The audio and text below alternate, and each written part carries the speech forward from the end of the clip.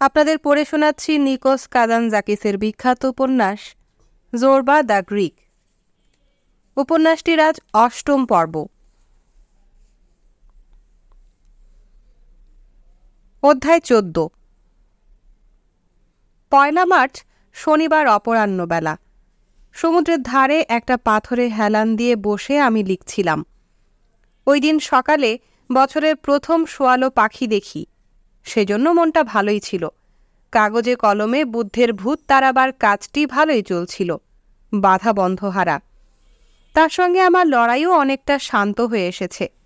ভেতরের প্রচণ্ড তাড়াটা আর ছিল না, কারণ ততদিনে বুঝে গেছি যে মুক্তি আমার আসন্ন।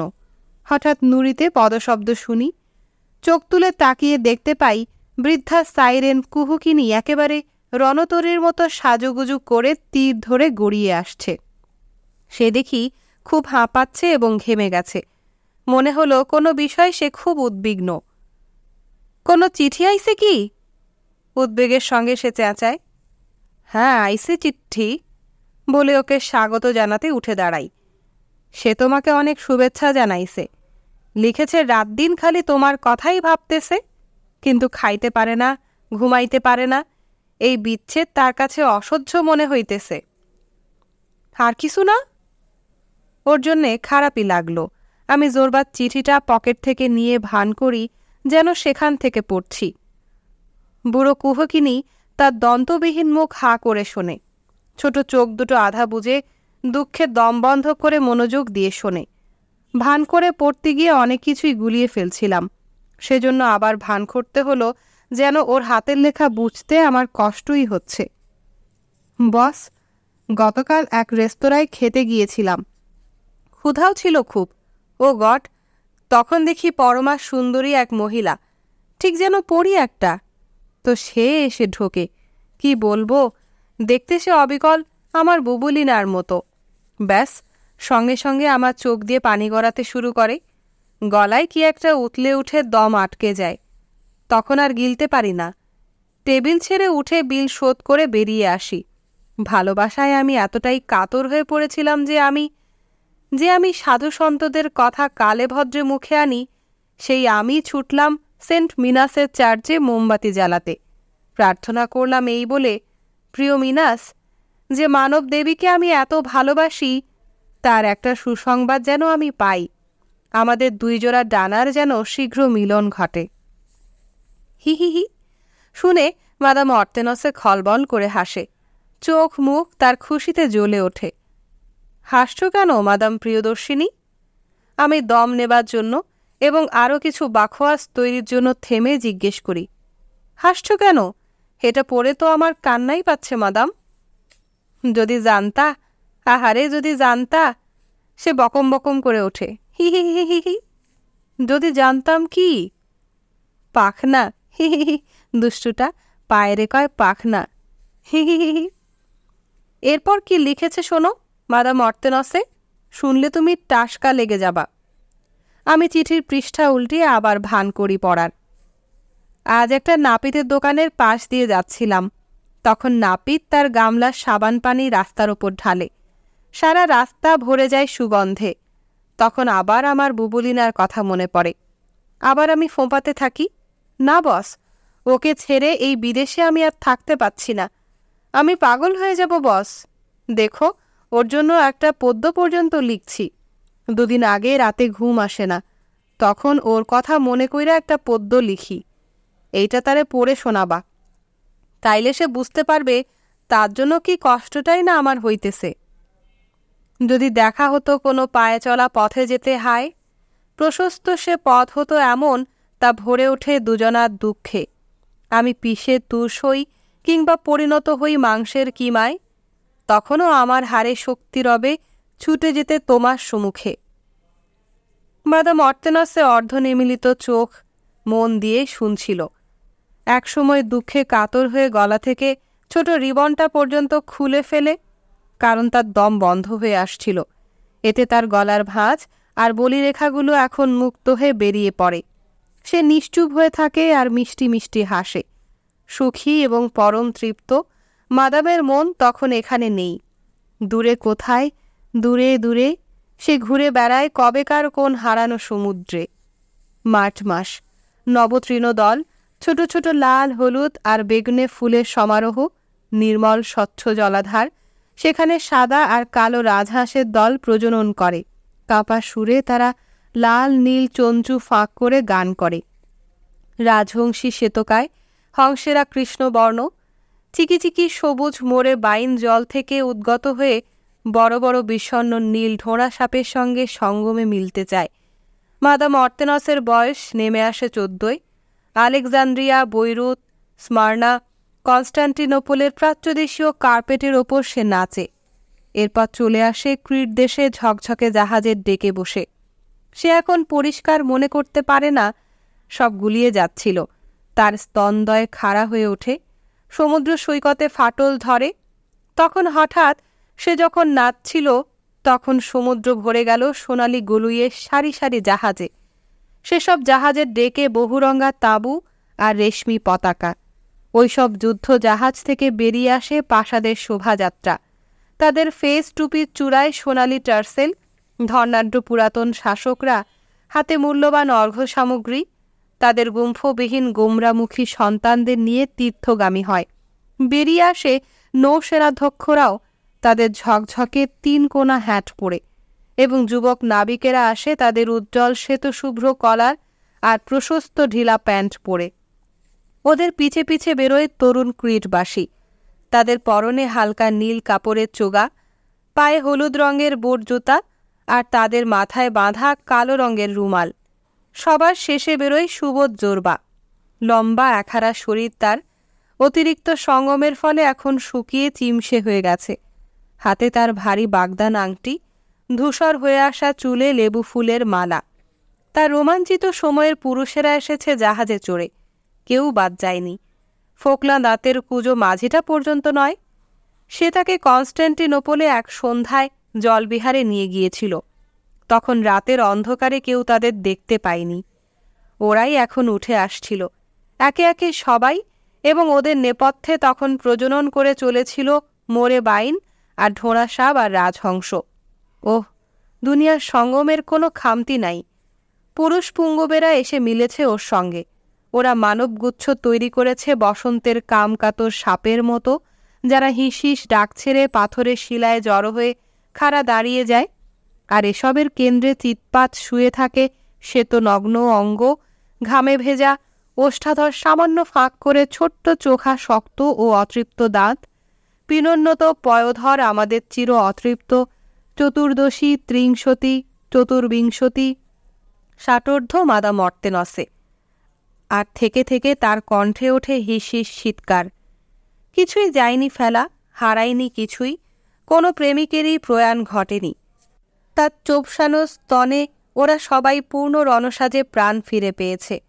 এমন যেন মাদাম অর্তেনসের 3 মাস্তুলের গভীর এক অভিজাত রণতরী, এবং তার ব্যাবাক প্রেমিক 45 বছর ধরে সে আজ সক্ষম মহিলা। তো তার প্রেমিকেরা সেই তরিতে উঠছে, তার খোলে ওপরের পাশিতে দড়িদড়ায় পিলপিল করে উঠছে তারা। আর সে ওদের নিয়ে অনন্ত সাগর মাঝে ভেসে চলেছে। হাজার হাজার ফাটল, হাজার হাজার জোড়াতালি নিয়ে সে চলেছে শেষ আশ্রয়, আকুল করে চাওয়া পোতাশ্রয়, বিবাহ পানে। আর জোরবা পড়েছে হাজারো মুখোশ, তুর্কি, ইউরোপীয়, আর্মেনীয়, আরব, গ্রিক। আর মাদাম অর্তেনসে যখন তাকে জড়িয়ে ধরে, তখন সে দুহাতে জড়ায় ওই অন্তহীন পবিত্র শোভাযাত্রাকেই। বুড়ো সাইরেন হঠাৎ বুঝতে পারে যে আমি পড়া বন্ধ করেছি। তার এই সুখ স্বপ্ন হঠাৎ করেই মিলিয়ে যায়। ভারী চোখের পাতা তুলে সে জানতে চায়, আর কিছু লেখিনি? এক ধরনের তিরস্কারের স্বরে সে জিজ্ঞেস করে, এবং জিভ দিয়ে লোভী ঠোঁট চটকায়। আর কি চাও মাদাম অর্তেনসে? দেখছো না পুরো চিঠি জুড়ে তোমারই গুণগান? এই যে দেখো 4-4টে পাতা, আর এই যে এখানে কোনায় দেখো একটা হৃৎপিণ্ডের ছবিও আছে। জোরবা বলছে এটা নাকি সে নিজেই এঁকেছে, একেবারে নিজের হাতে। দেখো ভালোবাসা কেমন হৃদয় ফুঁড়ে বের হয়ে গেছে। আর এই যে নিচে দেখো 2টো কবুতর জড়াজড়ি করছে, আর ওদের পাখায় লাল অনুবীক্ষণিক অক্ষরে 2টো নাম লতিয়ে পেঁচিয়ে আছে, অর্তেনসে জোরবা। ওখানে কবুতরও ছিল না, লাল অক্ষরে কোনো নামও ছিল না, কিন্তু বুড়ো সাইরেনের কুঁতকুতে চোখ দুটো এখন ঝিমুনিতে বন্ধ হয়ে আসছে এবং বন্ধ চোখে সে এখন যা ইচ্ছে তাই দেখতে পায়। আর কিছু নাই, আর কিছু নাই? আবার সে জিজ্ঞেস করে। এখনও তার স্বাদ মেটেনি। পাখনা, নাপিতের ফেলা সাবানগোলা পানি, ক্ষুদ্র কবুতর দম্পতি সবই ঠিক আছে, চমৎকার একগাদা মিষ্টি মিষ্টি কথা, এরা সবই হাওয়াই অক্ষর, আর কিছু নয়। কিন্তু তার নারী মন আরও কিছু চাচ্ছিল, ধরা যায়, ছোঁয়া যায়, শক্ত বাস্তব এমন কিছু। এইসব বড় বড় কথা সে জীবনে কতবার শুনেছে, কিন্তু তাতে লাভ হয়েছে কি? এটুকু সে বুঝেছে যে এত বছরের কঠিন কাজের পর সে এখন সম্পূর্ণ পরিত্যক্তা। আর কিছু নাই? আবার সে স্বগতোক্তি করে অভিযোগের সুরে। আর কিছু নাই? আমার দিকে সে তাকায় তীর বেধা হরিণীর মতো। আমার করুণা হয়। আহা বেচারি! সে অবশ্য আরেকটা কথা লিখেছে মাদাম অর্তেনসে, খুবই জরুরি বিষয় বটে, এজন্য সেটা এখন পর্যন্ত পড়িনি। আমি বলি, আমি শুনব, সে অস্ফুট স্বরে বলে। সে লিখেছে যে এখানে ফেরার পরপরই সে তোমার সামনে হাঁটু গেড়ে বসে হাপুস নয়নে কেঁদে অনুরোধ করবে যেন তুমি ওকে বিয়ে করো। সে আর অপেক্ষা করতে পারছে না। সে লিখেছে যে তোমাকে সে একান্তভাবে ছোট্ট বৌরানী হিসেবে পেতে চায়। মাদাম অর্তেনসে জোরবা, যেন তোমার দুটিতে আর কখনোই ছাড়াছাড়ি না হও তোমরা। এইবার ওর ক্ষুদ্র হতচকিত চোখ থেকে দরদর করে পানি গড়াতে থাকে। ওহো, অবলোকন করো কি মহানন্দ!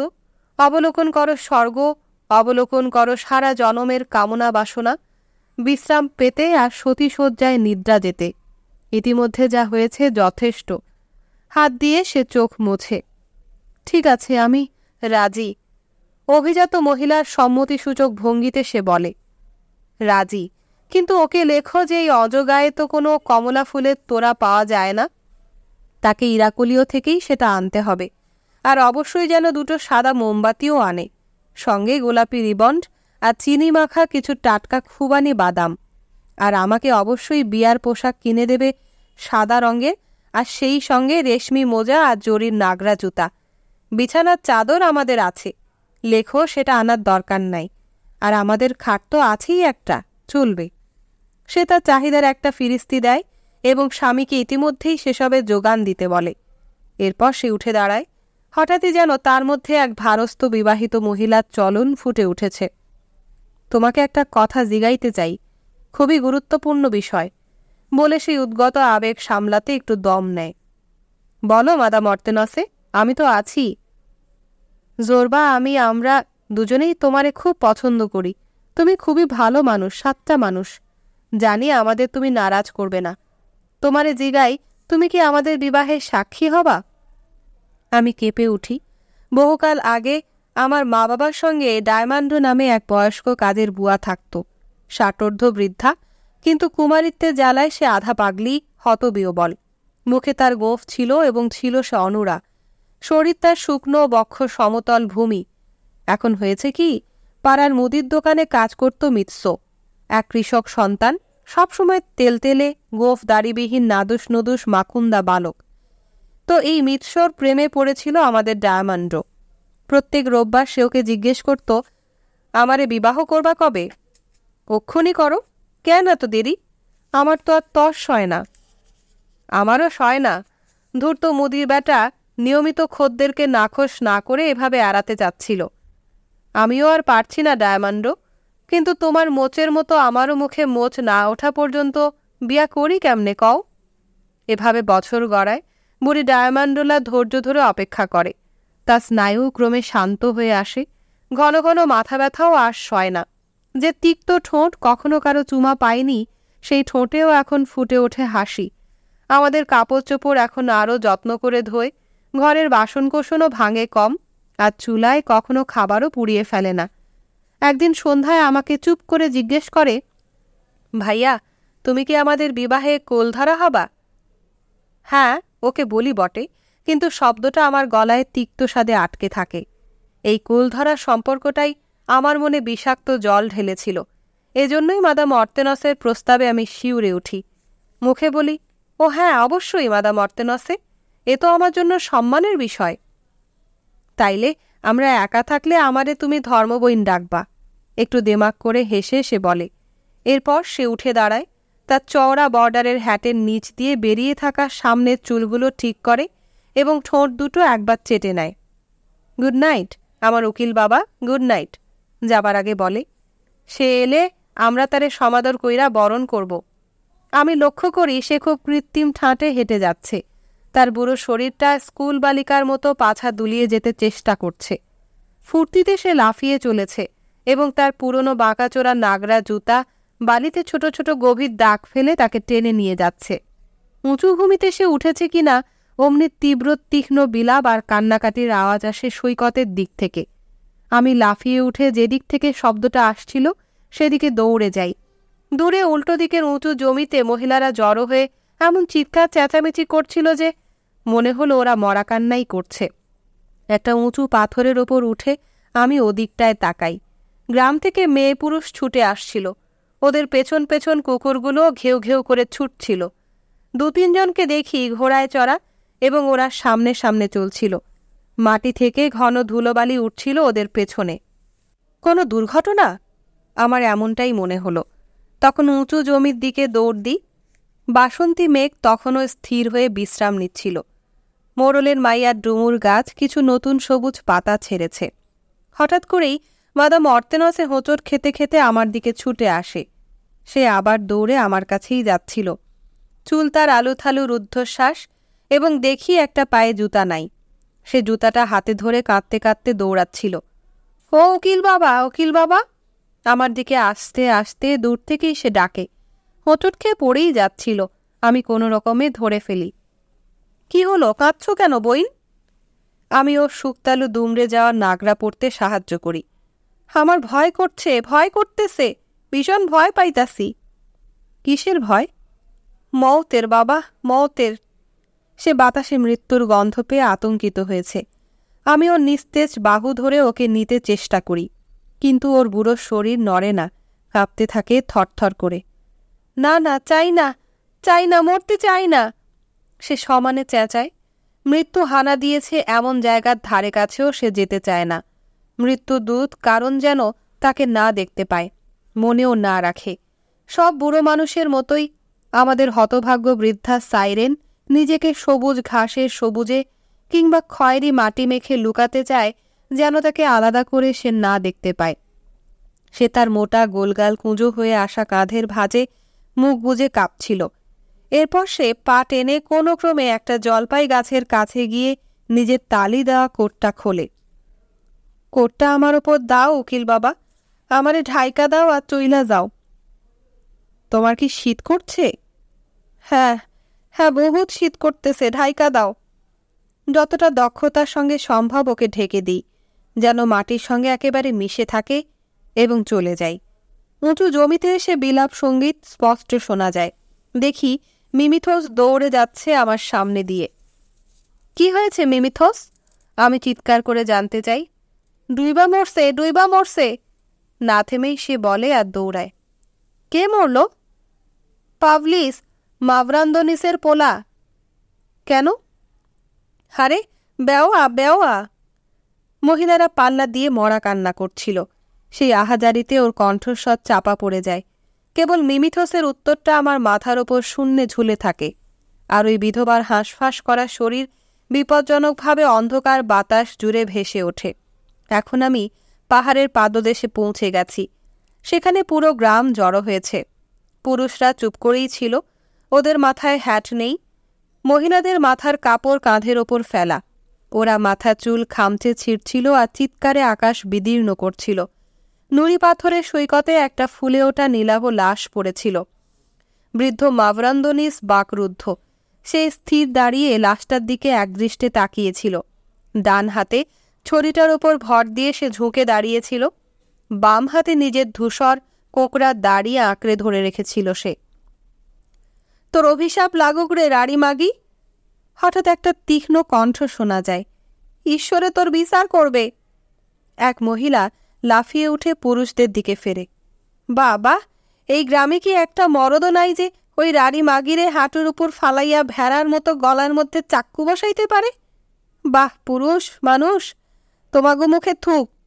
এই বলে সে যে পুরুষগুলো ওর দিকে তাকিয়ে দেখছিল তাদের দিকে সত্যি থুথু করে থুথু ফেলে। ক্যাফের মালিক কান্দোমালোনিস এখন মুখ খুলে, আমাদের লজ্জা দিস না রে পাগলি ক্যাতারিনা। বেশ রেগেই সে চেঁচায়, আমাদের লজ্জা দিস না, এই গ্রামে এখনো মানুষ আছে, কিছু মর্দা মানুষ এখনো আছে, দেখবি শিগগিরই।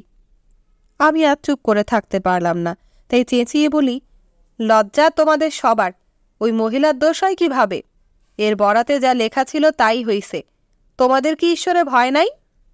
কিন্তু কেউ এর উত্তর দেয় না।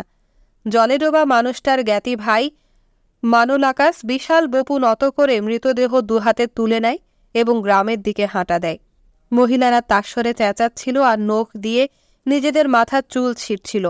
মৃতদেহকে নিয়ে যেতে দেখে ওরা দৌড়ে যায় সেটাকে জাপটে ধরতে, কিন্তু বৃদ্ধ মাভরান্দনিস তার ছড়ি ঘুরিয়ে ওদের তফাতে সরায় এবং নিজে সব যাত্রায় নেতৃত্ব দেয়। মহিলারা পিছে পিছে সুর করে মরাকান্নার গীত গেয়ে হাঁটে। কিছুক্ষণের মধ্যেই গোধূলির আলো আধারিতে লোকগুলো গ্রামের দিকে অদৃশ্য হয়ে যায়। তখন আবার শোনা যায় সমুদ্রের শান্ত শ্বাস প্রশ্বাসের ছন্দ। আশেপাশে তাকাই, দেখি আমি একা। নিজেকেই বলি, এখন ঘরে ফেরাই ভালো, এই দিনটাও এর বরাদ্দ বিষ, যা পাওয়া তা পেয়ে গেছে, ঈশ্বরের যা ইচ্ছা। গভীর চিন্তায় মগ্ন হয়ে আমি রাস্তায় উঠি। গোধূলির আবছা আলোয় চোখে পড়ে একটা শিলার ওপর তখনও আঙ্কেল আনাগনস্তিস দাঁড়িয়ে আছে। তার লম্বা ছড়ির ওপর থুতনি ভর দিয়ে দাঁড়িয়ে সমুদ্রের দিকে একদৃষ্টে তাকিয়ে রয়েছে সে। আমি তাকে ডাকলাম, কিন্তু সে শোনে না। আমি এগিয়ে যাই, আমাকে দেখে সে এবার মাথা নাড়ে। হাহারে, ঈশ্বর বর্জিত দুনিয়া, বিড়বিড় করে সে। কি আফসোস, বেচারা নালায়েক বাচ্চা, দুঃখ সহ্য হয় নাই, সাগরে ঝাঁপাইয়া পড়ছে, ডুইবা মরছে, সে পলায়ে গেছে। পলায়ে গেছে? হ্যাঁ বাবা, পলায়ে বাঁচছে। জীবনে বাইসা সে কি করত?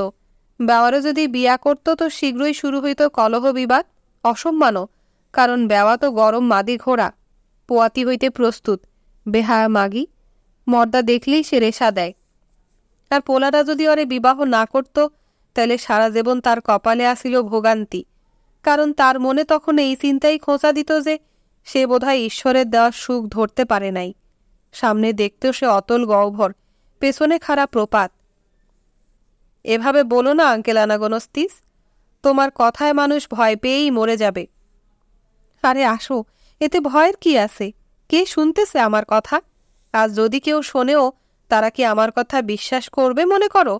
বিবেচনা কইরা দেখো, আমার সায়া ভাগ্যবান মানুষ আর কাউরে দেখছো? আমার জমি জমা আছে, আঙ্গুর ক্ষেত, জলপাই বাগান আর একটা দোতলা বাড়ি। আমি অবস্থা সম্পন্ন গেরস্থ গ্রামের মুরব্বী। এক উত্তম মাইয়ারে পাইছি বউ হিসেবে, খুবই অনুগত সে আমারে খালি পুত্র সন্তানই দিছে। কখনো দেখি নাই সে চোখ তুইলা তাকাইয়া কথা কয়। আর আমার সব সন্তানই মানুষ হইছে, আমার কোনো নালিশ নাই, আমার নাতিপোতাও রইছে, এর বেশি আর আমার কি চাই? আমার শিকড় এখন গভীরে, এরপরও যদি আমারে আবার জন্মাইতে বলো তো আমি গলার চারপাশে পাথর বাইন্ধা পাগলির মতন সাগরে ঝাঁপ দিব। জীবন খুবই কঠিন, সবচেয়ে ভাগ্যবান যে জীবন, তাও খুব কঠিন। ধিক রে জীবন, ধিক। কিন্তু তোমার কিসের অভাব আঙ্কেল আনাগনস্তিস? তোমার নালিশ কিসের? আমার কোনো অভাব নাই, তোমারে কই। কিন্তু এখন বস বুঝমান মানুষ, বৈশা মানুষের অন্তরে জিগাও তো। এক মুহূর্ত সে চুপ করে এবং অন্ধকার হয়ে আসা সমুদ্রের দিকে আবার তাকায়। আরে পাবলিস, তুই ঠিক কামটাই করছিস। এরপর হাতে ছড়ি ঘুরিয়ে সে চেঁচিয়ে বলে, মেয়ে মানুষগুলা চিল্লাক, ওরা তো মাইয়া মানুষ, বুদ্ধি নাই। পাবলিস রে, তুই তো বাইসা গেলি, তোর বাপে সেটা বোঝে, আর বুঝাই তো সে একটা আওয়াজও করে নাই। সে আকাশ আর পাহাড়ের দিকে তাকিয়ে কি দেখে? অন্ধকারে ইতিমধ্যে ওগুলো অদৃশ্য হয়ে যাচ্ছিল। রাত নামতেছে, আমি যাই, বলে সে। মুহূর্তকাল সে ইতস্তত করে। মনে হলো ওর মুখ ফসকে বেরোনো কথাবার্তায় সে নিজেই এখন দুঃখ পাচ্ছে, যেন কোনো বিরাট রহস্য সে ফাঁস করে দিয়েছে এবং এখন তা ফিরিয়ে নিতে চায়। তার কোঁচকানো চামড়ায় হাত আমার কাঁধে রাখে, হেসে আমাকে বলে, তুমি যুবক বাবা, বুড়া মানুষের কথা শুনো না। সকলে যদি বয়স্ক মানুষের কথা শুনত, তাহলে সবই ধ্বংস হইয়া যাইত। পথে যদি কোনো বেওয়া পড়ে, তারে যাইপা ধরবা, বিবাহ করবা, বাচ্চা বানাইবা, এতে কোনো দ্বন্দ্ব নাই। সমস্যা সৃষ্টি হয় সমস্ত যুবক মানুষদের জন্য। আমাদের ঘরের দিকে সৈকতে পৌঁছে আমি উনুন জ্বালিয়ে চা বানাই। ক্লান্ত ছিলাম, ক্ষুধার্তও ছিলাম। খেতে আর বিশ্রাম করতে শুরু করে আমি এক অনাবিল সুখ অনুভব করি, একেবারে পাশবিক সুখ, মানবিক সুখের চেয়েও বেশি কিছু। হঠাৎ দেখি আমার ছোট্ট জানালা দিয়ে মিমিথোস ওর হাড্ডিসার মাথাটা বাড়িয়ে দিয়েছে এবং আগুনের ধারে বসে আমি যে খাবার গিলছি তা দেখছে। এখন সে ধূর্তের মতো হাসে। কি ব্যাপার মিমিথোস, কি চাও? তোমার জন্য একটা জিনিস আনছি বস, এক ঝুড়ি কমলা লেবু। সে বলল, এটাই মৌসুমের শেষ কমলা। বিধবার কাছ থেকে? আমি চমকে উঠে বলি, সে কেন পাঠালো এই উপহার? কারণ সে বলল, তুমি আজ বিকালে ওই গ্রামবাসীদের কাছে কিছু ন্যায্য কথা বলছো। কি ন্যায্য কথা? সেটা আমি কেমনে বলবো? সে যা বলছে তোমারে তাই বললাম। আমার বিছানার ওপর সে বাস্কেটটা উপুর করে কমলা লেবু ঢালে। পুরো ঘর ভরে যায় লেবুর গন্ধে। বেশ, তো ওকে আমার হয়ে ধন্যবাদ দিও, আর বলো যে সে যেন একটু সাবধানে থাকে, সে যেন দেখে শুনে চলাফেরা করে, আর গ্রামে যেন কোনো কাজেই আপাতত না যায়, বুঝলে? কিছুদিন সে ঘরেই থাকবে, যতদিন এই দুর্ঘটনার ব্যাপারটা লোকে ভুলে যায়। বুঝলে মিমিথোস? আর কিছু বস? না, আর কিছু না, যাও এখন। মিমিথোস আমার দিকে তাকিয়ে চোখ টেপে, আর কিছুই না? যাও যাও, কাইটা পড়ো। সে চলে গেলে একটা লেবুর ছাল ছিলি, রসালো এবং মধুর মতো মিষ্টি। শুয়ে পড়ি, ঘুম চলে আসে এবং সারা রাত আমি নারাঙ্গি বনের আনাচে কানাচে ঘুরে বেড়াই। তপ্ত বাতাস বইছিল, শার্ট খুলে আমার রোমশ বুকে হাওয়া লাগাই আর হাঁটি। কানের পেছনে বেঁধে নেই মিষ্টি ঘ্রাণের তুলসীর শাখা। আমি তখন 20 বছরের এক গ্রামীণ যুবক। নারাঙ্গি বাগানে শীষ দিয়ে বেড়াই আর অপেক্ষা করি। কার জন্য অপেক্ষা করি? এমন কারো জন্য যাকে আমি চিনি না, কিন্তু অন্তর যেন আনন্দে ফেটে পড়তে চাইছিল। আমি গোঁফে তা দিয়ে কান পাতি। সারাটা রাত শুনি সমুদ্র দীর্ঘশ্বাস ফেলছে নারাঙ্গি বাগানের পেছনে, এক সমস্ত মেয়ে মানুষের মতো। অধ্যায় 15। আজ খুব জোর দক্ষিণ হাওয়া দিচ্ছিল। সাগরের ওপারে আফ্রিকার সাহারা মরু থেকে দগ্ধ হয়ে আসছিল এই বাতাস। খুব মিহি বালুকণার মেঘ বাতাসে ঘুরে ঘুরে উড়ে উড়ে এসে ঢুকছিল মানুষের গলায় এবং অন্ত্রে। নাতে বালু চিকচিক করে আর চোখে ধরে জ্বালা। দরজা জানলা বন্ধ রাখতে হয়, নইলে প্রত্যেক রুটির টুকরায় বালুর পুরো আস্তর গিলতে হবে। এইসব দহন দিনে যখন প্রকৃতিতে প্রাণরস আরও বাড়তে থাকে, তখন আমিও সেই বাসন্তী সময়ের অস্থিরতায় আক্রান্ত হই। এক ধরনের অবসন্নতা এবং বুকে আবেগতাড়িত উত্তেজনা, সারা শরীরে একটা সুরসুরি লাগা অনুভব, একটা সরল মহৎ সুখ, নাকি কোনো সুখস্মৃতি পেতে মন আনচান করে। 20 ফোঁটার এইসব দিনে নিশ্চয়ই একই ধরনের মিশ্র আনন্দ বেদনা বোধ করে ওই খোলস মোড়া শোঁপোকাগুলাও। ওরা বুঝতে পারে ওদের শরীরের দুপাশে ক্ষতের মতো দুটো পাখা গজাচ্ছে। নুড়ি পাথর ছাওয়া একটা সরু পাহাড়ি পথ ধরে হাঁটি। ইচ্ছা ছিল 3 ঘন্টার হাঁটা পথে ছোট্ট মিনোয়ান শহরটা দেখে যাব। এই শহরটা 3 কি 4 হাজার বছর পর মাটির নিচ থেকে জেগে উঠে এখন আরেকবার তার প্রিয় ক্রিটের সূর্যের আলোয় রোদ তাপাচ্ছে। আমার মনে হলো হয়তো 3-4 ঘন্টার পথ হেঁটে গেলে শ্রান্তিতে বসন্তবাহিত দুঃখবোধ আমার কেটে যাবে। একেবারে সাদামাটা ধূসর ঊষর পাথর, উজ্জ্বল নগ্নতা, রুক্ষ এবং রোমান্টিক লাস্য সবুজের চিহ্নরহিত নিরালা পাহাড়, ঠিক এরকম পর্বতই আমার প্রিয়। একটা পাথরের ওপর দেখি পূর্ণ রহস্য নিয়ে খুব গম্ভীর রাজকীয় ভঙ্গিতে বসে আছে এক প্যাঁচা। গোল গোল হলুদ চোখে, উজ্জ্বল আলোয় অন্ধ করা চোখে তাকিয়ে রয়েছে সে। আমি হালকা পায়েই চলছিলাম যেন আওয়াজ না হয়, কিন্তু ওর কান তো খুবই টনটনে। ভয় পেয়ে নীরবে উড়ে পাথরের আড়ালে কোথায় অদৃশ্য হয়ে গেল। বাতাসে ভেষজ সুগন্ধ ভাসে। কাটার ফাঁকে ফাঁকে ইতিমধ্যে জেরুজালেম ঝোপে প্রথম কচি হলুদ ফুল উঁকি দিতে শুরু করেছে। ছোট্ট ধ্বংসপ্রাপ্ত শহরে পৌঁছে অবাক হয়ে যাই। তখন নিশ্চয়ই ভর দুপুর। সূর্যকিরণ ঝরছিল সরাসরি মাথার উপর এবং ধ্বংসস্তূপকে আলোয় ভাসিয়ে দিচ্ছিল। দিনের এই সময়টা পুরনো বিধ্বস্ত শহর খুবই বিপজ্জনক, কারণ এখানে বাতাস ভরে থাকে প্রেতাত্মাদের নীরব কান্না আর হট্টরোলে। যদি একটা ডাল ভাঙে, যদি একটা উড়ন্ত গিরগিটি লাফিয়ে পড়ে এক ডাল থেকে অন্য ডালে, যদি মাথার ওপর দিয়ে ভেসে যেতে যেতে একখণ্ড মেঘ ছায়া সম্পাত করে, আপনি ভয়ে আড়ষ্ট হয়ে যাবেন। যে মাটিতে হাঁটছেন তার প্রতি ইঞ্চিতে কবর, এবং হাঁটতে হাঁটতে শুনবেন মৃতের ডাক। তাতানো রোদ ক্রমেই চোখ সওয়া হয়ে আসে। ধ্বংসস্তূপে এখন দেখতে পাই মানুষের হাতের স্পর্শচিহ্ন। দুটো প্রশস্ত রাস্তা চকচকে পাথরে নির্মিত, রাস্তা দুটোর ডানে বামে পেঁচানো অলিগলি। শহরের মাঝখানে চক্রাকার বাজার চত্বর এবং ঠিক উল্টো দিকেই গণতান্ত্রিক পরিবেশের সঙ্গে মানানসইভাবে নির্মিত রাজপ্রাসাদ। তাতে জোড়া জোড়া স্তম্ভ, বড় বড় পাথরের প্রশস্ত সিঁড়ি, আর চারপাশে অনেকগুলো আয়ত আকৃতির ভাণ্ডার ঘর। শহরের এই প্রাণকেন্দ্রে পাথরের ওপর মানুষের পদস্পর্শে পাথর ক্ষয়ে গেছে, কারণ এখানেই পদসঞ্চালন হয়েছে সর্বাধিক। এখানে ছিল অন্তর্মহলের তীর্থ মন্দির। মহান দেবী, তার সুডোল নাঙ্গা স্তন এবং তার হাতে ধরা পবিত্র 2 সাপ। একেবারে ক্ষুদ্রকায় দোকান, কর্মশালা, জলপাই তেলের কল, কামারশালা, সুতার মিস্ত্রি আর কুমারের ঘর, সবটা মিলে এমন এক বিশাল সংরক্ষিত সুশৃঙ্খল উইঢিবি, যার উইগুলো বাসা ছেড়ে দিয়ে চলে গেছে হাজার হাজার বছর আগে। একটা ঘরে দেখি এক কারিগর রঙিন শিরা ওঠা পাথর কুঁদে একটা জগ বানাচ্ছিল। চমৎকার শিল্পকর্ম তার, কিন্তু তা আর শেষ করতে পারেনি। তার হাত থেকে বাটালি পড়ে গিয়েছিল এবং হাজার হাজার বছর পর তা আবিষ্কার হলো অসমাপ্ত শিল্পকর্মের পাশে পড়ে থাকা অবস্থায়। আবার সেই চিরকালের নিষ্ফল নির্বোধ প্রশ্ন, কেন, কিসের জন্য? জাগে অন্তর বিষিয়ে তুলতে সেই অসমাপ্ত জগ, যেখানে শিল্পীর আনন্দঘন আস্থাশীল প্রেরণা আচমকা চূর্ণ হয়েছে। সেই জগ অন্তর ভরে তোলে বিষাক্ত রসে।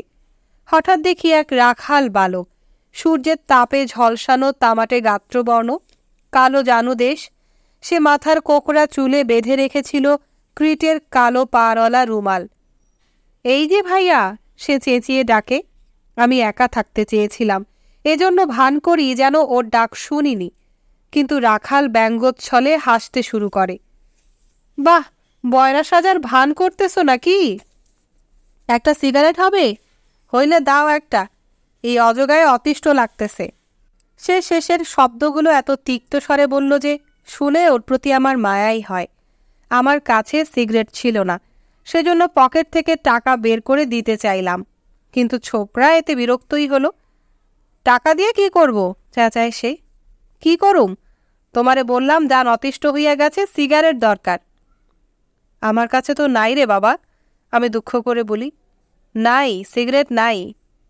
সিগারেট নাই? দেখি সে খুব রেগে গেছে। তখন হাতের পান্টিটা দিয়ে মাটিতে একটা বাড়ি দেয়। নাই? তাইলে তোমার পকেটে কি আছে? পকেট কিসে ফুইলা রইছে?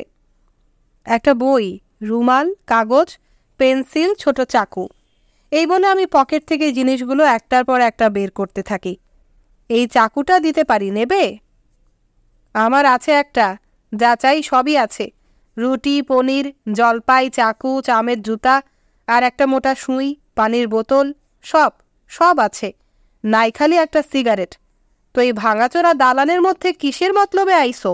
আমি প্রত্ন জিনিসপত্র দেখতে এসেছি। প্রত্ন নিয়ে কি বুঝো? কিছুই না। কিছুই না? আমিও কিছুই না। এই লোকগুলা তো সবই মরা, আর আমরা রইছি বাইচা। ভালোয় ভালোয় কাইটা পড়ো। মনে হলো সে এই শহরের এক ভূত, আমাকে তাড়াচ্ছে। আচ্ছা বাবা, যাচ্ছি, আমিও অনুগতের মতো বলি। আমি জলদি আবার ছোট পথটা ধরি। এক মুহূর্তে পেছনে ফিরে দেখি সেই রাখাল, যে নিঃসঙ্গ থাকতে থাকতে ক্লান্ত হয়ে পড়েছিল, সে তখনও ওই শিলার ওপর দাঁড়িয়ে আছে। মাথার রুমালের নিচ থেকে তার কোকড়া চুল বেরিয়ে দক্ষিণা বাতাসে উঠছিল। কপাল থেকে পা পর্যন্ত রোদ তার উপরে হামলে পড়েছে। আমার মনে হলো যেন এক কিশোরের ব্রোঞ্জ মূর্তি দেখছি। সে হাতের পানটি কাঁধের ওপর ধরে এখন শীষ দিচ্ছে। আরেকটা পথ ধরে এখন আমি সৈকতের দিকে নামতে থাকি। আশেপাশের বাগান থেকে আফ্রিকার উষ্ণ বাতাসে ভর করে আমার উপর দিয়ে ভেসে যাচ্ছিল ভেষজ সুবাস। মাটি ছিল স্মৃতি সুরভিত, সমুদ্র তরঙ্গ তুলে হাসছিল, আর নীল আকাশ ইস্পাতের মতো চকচকে। শীতকাল মানুষের দেহমন কুঁচকে দেয়, কিন্তু দেখো, এরপরই আসে উষ্ণতা, এসে আমাদের বক্ষ স্ফীত করে। ওখানে হাঁটছি তো হঠাৎ শুনি ঊর্ধ্বাকাশে পরুষ আর্তনাদ। চোখ তুলে দেখি এক অপূর্ব দৃশ্য। ছেলেবেলা থেকেই এই দৃশ্য আমাকে গভীরভাবে আলোড়িত করে। দেখি আকাশে সারস পাখি যুদ্ধ মহড়ার সাজে ঝাঁক বেঁধে উড়ে ফিরছে উষ্ণতর দেশ থেকে, আর কল্পনা তো করতে ইচ্ছেই হয় যে ওরা ডানার নিচে তাদের হাড্ডিসার শরীরের গভীর কন্দরে নিয়ে চলেছে শোয়ালো পাখিদের।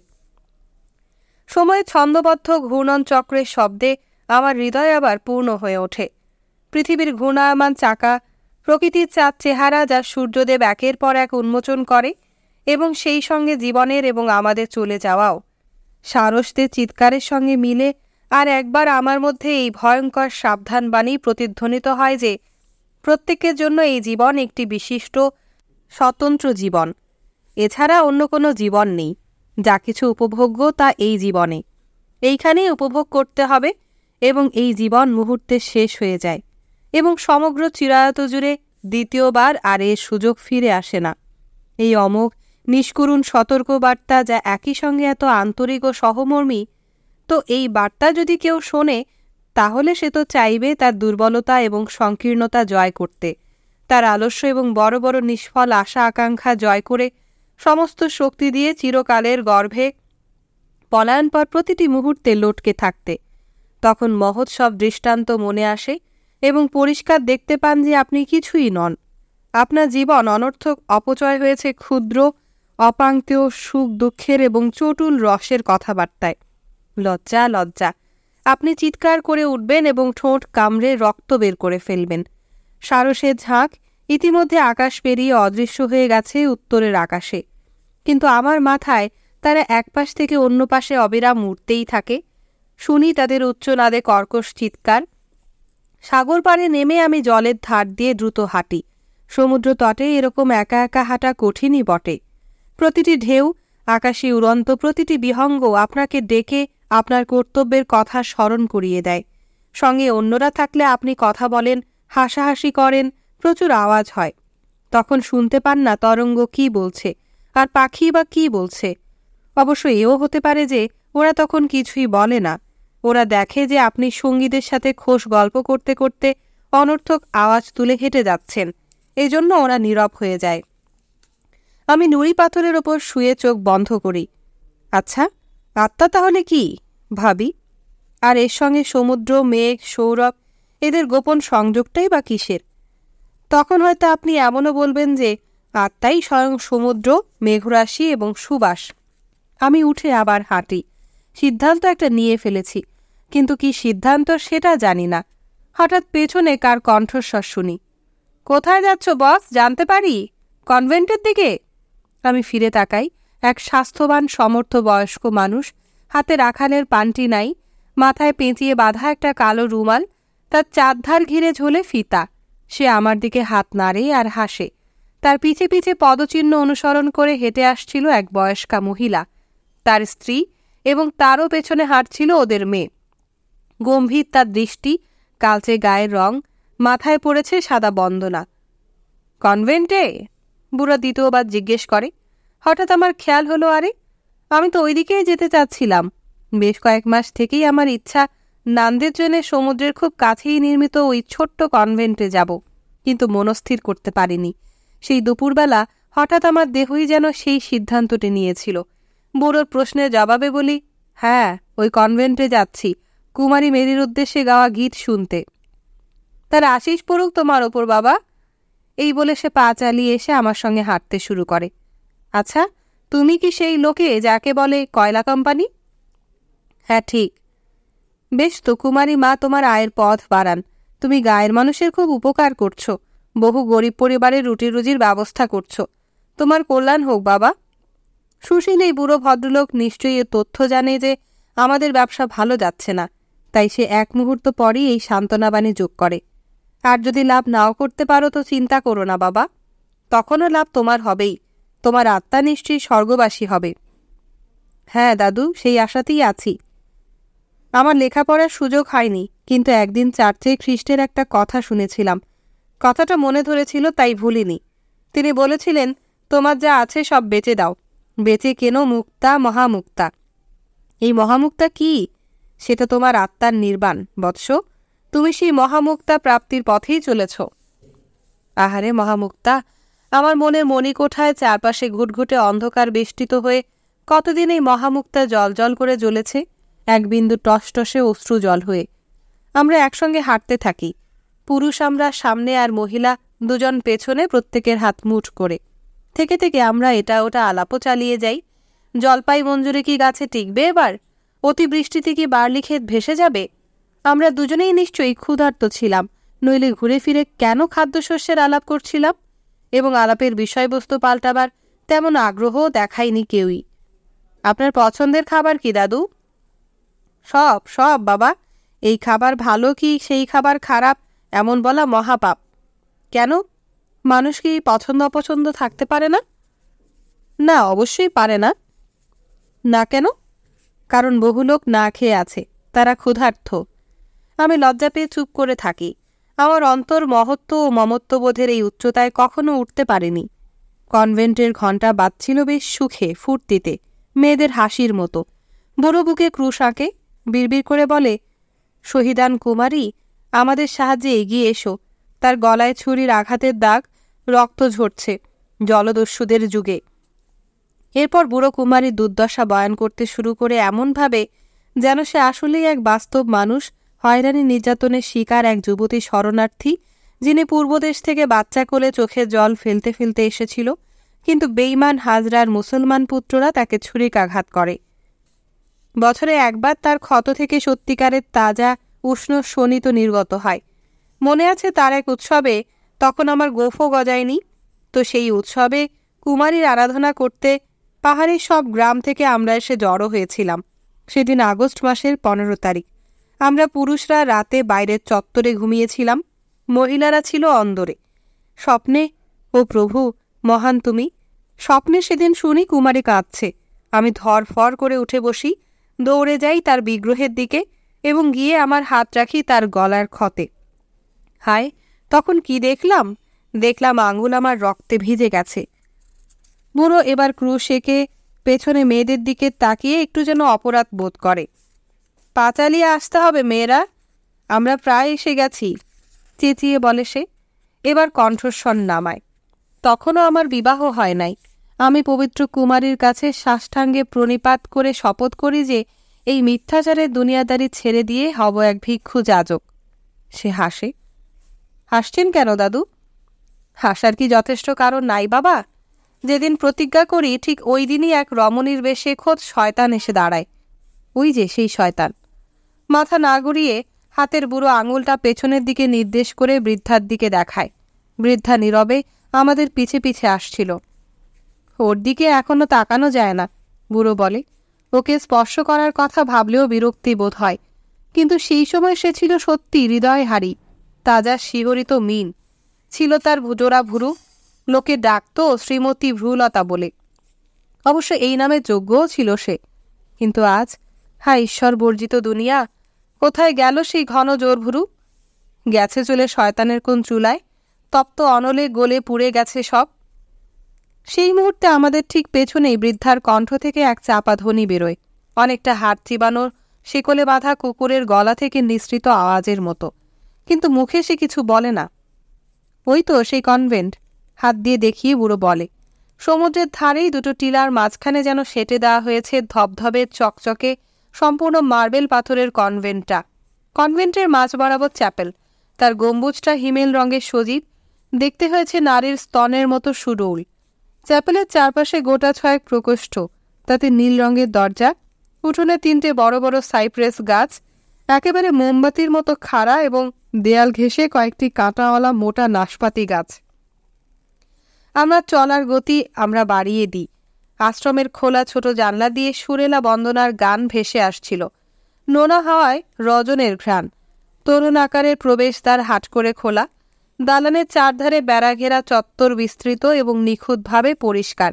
সৈকত থেকে আনা সাদা কালো নুড়ি পাথরে তৈরি চত্বর, দেয়ালের পাশ ঘেঁষে ডান বাম দুপাশেই ফুলের টবের সারি, তাতে পুদিনা, সুগন্ধি মার্জোরাম এবং তুলসী গাছ। কি মনোরম শান্তি, কি মিষ্টি পরিবেশ। সূর্য এখন অস্তে ঢুলে পড়ছে, তারই শেষ আলোয় সাদা দেয়ালগুলো গোলাপি রং ধরেছিল। ছোট চ্যাপেলটা বেশ উষ্ণ এবং ভেতরটায় আবছা আলো, সেখান থেকে মোমের গন্ধ আসছিল। 5-6 জন নান তাদের লম্বা কালো পোশাকে আঁটোসাঁটো করে মোড়ানো। ওরা গাইছিল ও সর্বশক্তিমান ঈশ্বর, তাদের উচ্চ গ্রামের মিষ্টি কণ্ঠে। গাইতে গাইতে ওরা বারবার হাঁটু গেড়ে বসছিল। তখন পোশাকের খসখস শব্দে মনে হচ্ছিল যেন উড়ন্ত পাখির ডানার আওয়াজ। বহু বছর কুমারী মেরির উদ্দেশ্যে নিবেদিত স্তবগান শুনিনি। প্রথম যৌবনের দ্রোহ নিয়ে অন্তরের ক্রোধ আর ঘৃণা ঝাড়তে ঝাড়তে পেরোতাম প্রতিটি চার্চ। সময়ে সেই তেজ আমার কমে আসে। মাঝে মাঝে ধর্মীয় অনুষ্ঠানেও যেতাম। বড়দিনের উৎসব, ইস্টার পর্ব আর পুনর্জাগরণের অনুষ্ঠানে যোগ দিতাম, এবং আমার ভেতর যে ফেলে আসা একটা শিশু আবার জেগে উঠছে তা অনুভব করে ভালোই লাগত। আমার প্রথম জীবনে মরমী উদ্দীপনা ক্রমে নান্দনিক আনন্দে অধপতিত হয়। জঙ্গলি গোত্রের মানুষ বিশ্বাস করে যে কোনো সুরযন্ত্র যদি ধর্মীয় কৃত্য পালনে আর ব্যবহৃত না হয় তো সেটা তার ঐশী শক্তি হারিয়ে ফেলে এবং তখন সেখান থেকে কেবল সুরেলা আওয়াজই বের হয়। এইভাবে ধর্ম আমার মধ্যে অধপতিত হয়ে গেছে। সেটা এখন হয়েছে নান্দনিক আনন্দ, শিল্প। আমি একটা কোণায় গিয়ে দাঁড়াই, সেখানে উঁচু করে বসানো পাদ্রের ঝকঝকে আসনে হেলান দিয়ে দেখি। বিশ্বাসীদের হাতের স্পর্শে সেই আসনের হাতল মুক্তার মতো মসৃণ। ভেসে আসছিল বন্দনাগীতি, যেন বহু যুগের ওপার থেকে আসছিল বাইজেন্টিয়ামের ধর্মসঙ্গীত। জয়তু ও মানব মননের সাধ্যাতীত উচ্চমার্গ, জয়তু ও গভীরতা, ফেরেশতাদের দৃষ্টিও যা ভেদ করতে পারে না। জয়তু ও বধূ কুমারী ও বধূ কুমারী। নানরা আরেকবার কুর্নিশ করে আর তাদের পোশাকে ওঠে উড়ন্ত ডানার আওয়াজ। সময় বহিয়া যায়, নানদের মনে হয় যেন দেবদূত, এবং ডানায় তাদের রজনের ঘ্রাণ। তাদের হাতে লিলি ফুলের কলি, এবং তারা করে মেরি মাতার সৌন্দর্য বন্দনা। সূর্য অস্ত গেল, ফুরফুরে তুলট নীল গোধূলি নেমে আসে। এরপর বাহরে কিভাবে চত্বরে নেমে এসেছিল সে কথা মনে নেই।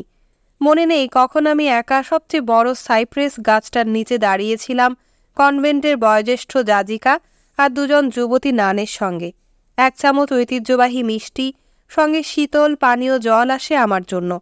তখন সৌহার্দ্যপূর্ণ আলাপ শুরু হয়। কুমারী মাতাকৃত অলৌকিক কার্যকলাপ নিয়ে আমরা আলাপ করি। লিগনাইট কয়লা, বসন্তে মুরগি আন্ডা দিতে শুরু করেছে। একজন সিস্টার, নাম তার অ্যাভনডোক্সিয়া, তো তার ছিল সন্ন্যাস রোগ, এবং সে অনবরত চ্যাপেলের টাইলস বিছানো মেঝেতে দুধদার ভিমরি খেয়ে পড়ত এবং মাছের মতো কোচকাতো, মুখে ফেনা উঠত, সাপ-সাপান্ত করত আর নিজের পিরানের কাপড় খামচিয়ে ছিঁড়ে ফেলত। এই সমস্ত বিষয় নিয়ে আলাপ করি। মহিষী মা যাজিকা একটা দীর্ঘশ্বাস ফেলে বলে, বয়স তার 35। আহা, খুব অসুখী একটা বয়স গো, খুবই কঠিন বয়স। পবিত্র কুমারীর কৃপা তাকে সাহায্য করুক, সে আরোগ্য লাভ করুক, আর 10-15 বছরের মধ্যেই সে সুস্থ হয়ে উঠবে। 10 বা 15, আমি ভীত বিস্ময়ে স্বগতোক্তি করি, সঙ্গে একটা দীর্ঘশ্বাস। 10-15 একটা বছর হলো? বেশ কড়া স্বরেই বলে যাজিকা, চিরায়তের কথা তুমি ভাবছ না? আমি কোনো উত্তর দিই না। আমি জানতাম চিরায়ত হলো বয়ে যাওয়া প্রতিটি মুহূর্ত। আমি যাজিকার হস্ত চুম্বন করি, ফোলা ফোলা সাদা হাত, তাতে ধূপের গন্ধ, এবং চলে আসি। ততক্ষণে রাত নেমেছে। 2-3টে কাক বিলম্ব হওয়ায় দ্রুত নিরে ফিরে যাচ্ছিল। গাছের ফোকর থেকে পেঁচারা বেরিয়ে আসছিল খাবারের খোঁজে। শামুক, শুককীট, পোকামাকড় আর মেঠো ইঁদুর মাটির গর্ত থেকে বেরিয়ে আসছিল পেঁচাদের খাবার হতে। দুর্বোধ্য মরমী সাপ, যে নিজের ল্যাজে নিজেই কামড়ে দিতে চায়, সে আমাকে বৃত্তাকারে ঘিরে ধরে। মাটি সন্তান জন্ম দেয়, সন্তান সংহারও করে সে। এরপর নতুন করে আরও সন্তান জন্ম দেয় এবং নতুন করে তাদেরও খায়। এক নিখুঁত চক্র। আমি চারদিকে তাকাই, অন্ধকার ঘন হয়ে নেমেছে। জায়গাটা এখন পরিত্যক্ত। গায়ের শেষ মানুষগুলোও ঘরে ফিরে গেছে। আমাকে কেউ দেখছে না। জুতা মোজা খুলে আমি সাগরের জলে পা চোবাই, সৈকতের বালুতে গড়াগড়ি খাই। আমার খুব ইচ্ছে করে নগ্ন দেহে পাথর, জল আর বাতাস স্পর্শ করি। যাজিকার মুখে চিরায়ত শুনে আমার রাগ হয়েছে। আমার তখন মনে হয়েছিল যেন ওই শব্দ আমাকে গলায় পেঁচিয়ে ধরছে। বুনো ঘোড়া আটকাবার ফাঁসের মতো। পালাতে গিয়ে আমি একটা লাফ দিয়েছিলাম, যেন নগ্ন দেহ মাটির সঙ্গে সমুদ্রের সঙ্গে চেপে ধরতে পারি এবং বুকে বুক লাগিয়ে নিশ্চিত অনুভব করি যে এইসব প্রিয় অস্থায়ী বস্তু সত্যিই আছে।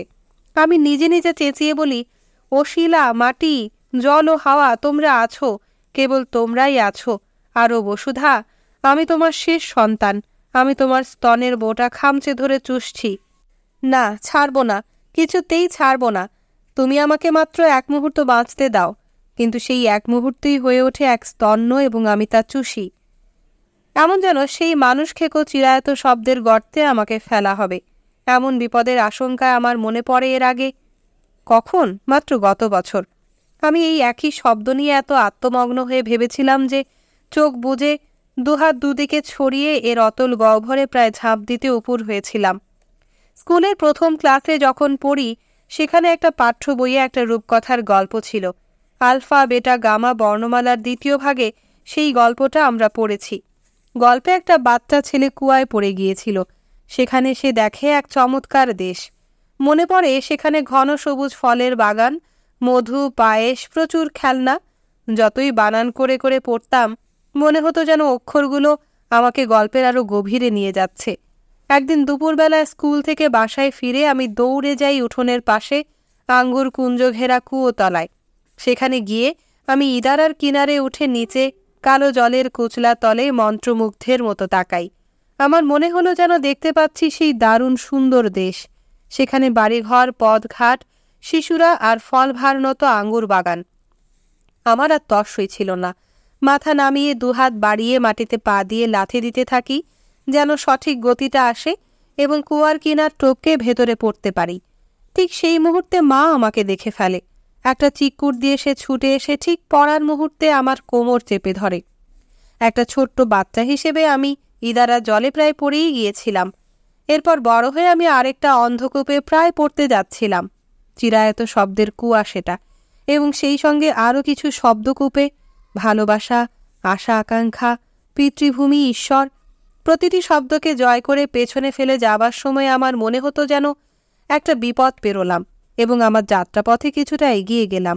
কিন্তু না, আমি শুধু যে পেরোচ্ছিলাম তা নয়, আমি পাল্টাচ্ছিলামও। শব্দ থেকে শব্দান্তরে যাচ্ছিলাম, আর সেটাকেই বলছিলাম মুক্তি। আর এই যে এখন আমি পুরো 2 বছর থেকে যে আরেকটি শব্দকূপের কিনারে ঝুঁকে বসে আছি, সেটার নাম বুদ্ধ। কিন্তু জোরবাকে ধন্যবাদ, বুদ্ধই হয়েছে আমার শেষ ইদারা, শেষ শব্দ। শেষ পর্যন্ত তাহলে আমার ঘটবে চিরমুক্তি, চিরদিনের জন্য। আমরা এভাবেই বলি প্রতিবার। আমি লাফ দিয়ে উঠে পড়ি। পা থেকে মাথা পর্যন্ত আমার একটা সুখানুভূতি বয়ে যায়। আমি দিগম্বর হয়ে সমুদ্রের জলে ঝাঁপিয়ে পড়ি। চঞ্চল ঢেউ সানন্দে দাপাদাপি মাতামাতি করছিল। এখন আমি তাদের সঙ্গে জলকেলিতে মাতি। শেষে ক্লান্ত হয়ে পানি থেকে উঠে আসি। রাতের হাওয়া আমাকে শুকাক। এরপর আবার লম্বা লম্বা নির্ভার পদবিক্ষেপে রওনা দিই।